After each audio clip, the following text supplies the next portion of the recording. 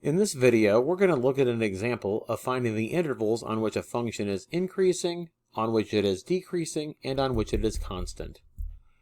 In this example, we're going to look at a piecewise defined function.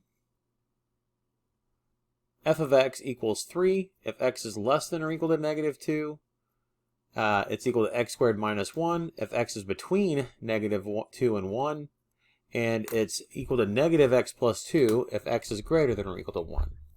So let's graph the three pieces.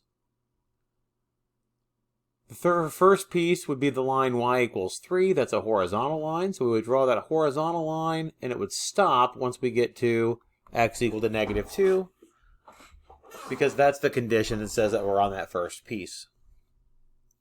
The second piece is a parabola. It's the parabola y equals x squared minus 1. That parabola has a vertex of 0, negative 1. So that's where this point is here. That's only on the parabola if we're between negative 2 and 1. So if we go left negative 2, we would have the point negative 2, 3 on the parabola. And so it matches up with that other piece of the graph. To the right, we would go up to 1, so we would go up to the point 1, 0. The 1 is not included here, so that would not be filled in. That would be an open dot.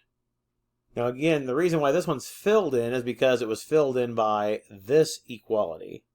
It just so happened that the parabola matched up at the same spot. Alright, finally looking at the third piece, we would have the line y equals negative x plus 2. It has a slope of negative 1 and a y-intercept of 2. So it would slope this way, but we only care for when x is equal to 1 and then bigger, so that's why we have it chopped off to that piece. And again, we would fill in the dot here because we have an equal to sign on our inequality. Now we're ready to read off our intervals of increasing, decreasing, and constant. Increasing is where as we move to the right, the function goes up. That happens from 0 to 1 for the x's, so it's the interval from 0 to 1.